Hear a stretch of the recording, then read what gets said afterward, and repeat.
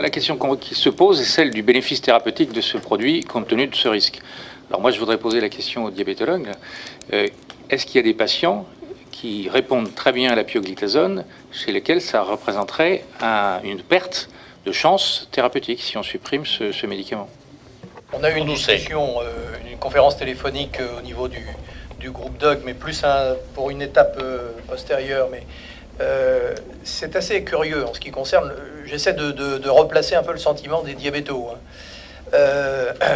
Proactive, on attendait beaucoup, on n'a pas eu grand-chose.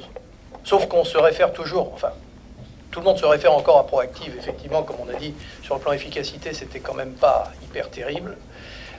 Je pense que Catherine en est témoin. Quand on interroge des diabétologues, ça va de 0 à 100%.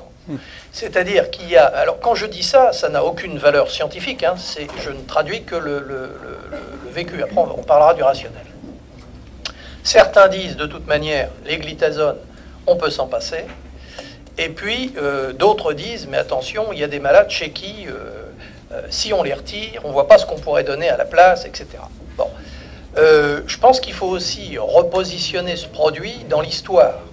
Depuis que cette glitazone est sortie, depuis que les glitazones sont sorties, mais enfin maintenant il n'y a plus que celle-ci, on a quand même un certain nombre d'autres classes médicamenteuses qui sont apparues.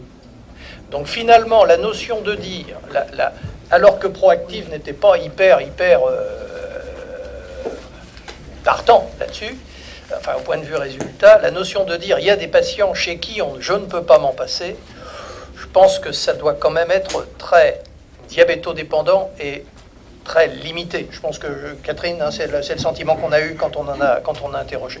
Mais ça ne repose pas sur des notions, c'est-à-dire que ceux qui nous disent c'est indispensable, comme ceux qui nous disent c'est rien du tout, j'en prescris jamais, ne se réfèrent pas forcément aux données de la littérature là-dessus.